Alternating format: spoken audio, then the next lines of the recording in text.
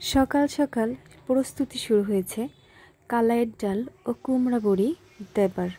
প্রথমেই সকালে কালাইয়ের ডালগুলো আমরা ভিজিয়ে দিয়েছিলাম। তারপর বিকালের দিকে এটা সুন্দর করে পরিষ্কার করে ধুয়ে আবার পানিতে ভিজিয়ে রাখছিলাম।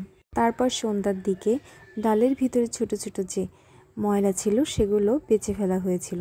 পরের দিন ভোরবেলা আমরা ডাল আর কুমড়াটা মিক্সিতে একসাথে মিক্স করে নিয়েছিলাম, যার জন্য আলাদা করে কুমড়া আমাদের বাটা লাগেনি। এটা করার কারণে খুব দ্রুত হয়ে গেছিলো এবং সহজ হয়েছিল বিষয়টা। দেখতে কি দারুণ লাগছে, তাই না? এটা শেষ হওয়ার পরে আমরা ডালগুলো একটা পাত্রে নিয়ে নিলাম।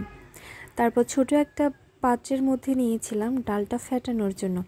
যদিও আমি এটা বিটার দিয়ে বিট করে নিয়েছি, কাজটা অনেক সহজ হয়ে গিয়েছিল এবং টাইমও অনেক কম লেগেছিল এই কাজটা করার জন্য। এটা বেশিক্ষণ করেছিলাম না, তবে 30 থেকে 50 সেকেন্ড মতো করেছিলাম এক একটা বার। তো খুব সুন্দর করে একদম ফোমের মতো হয়ে গিয়েছিল। তো তারপর আমরা ছাদে চলে গেলাম চার নিয়ে বড়ি দেবার জন্য। সব বড়িও বসানো শুরু করলাম। বেশিক্ষণ লাগছিল না, খুব সুন্দরই লাগছিল দেখতে। অবশ্যই এটা আমি আর আমার মাই বসিয়েছি।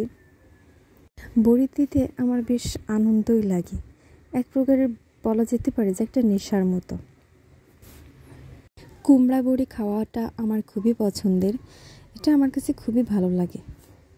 সব থেকে বেশি ভালো লাগে বড়ির যে গন্ধটা আছে, এই গন্ধটা খুবই সুন্দর। অবশেষে বড়িগুলো দেওয়া শেষ হয়েছে। যদিও বড়ি বসাতে আমাদের খুব বেশি সময় লাগেনি, কারণ আমরা হাত দিয়ে বড়ি ফেটাইনি। এই কারণে সময়টা অনেক বেঁচে গেছে আর দ্রুত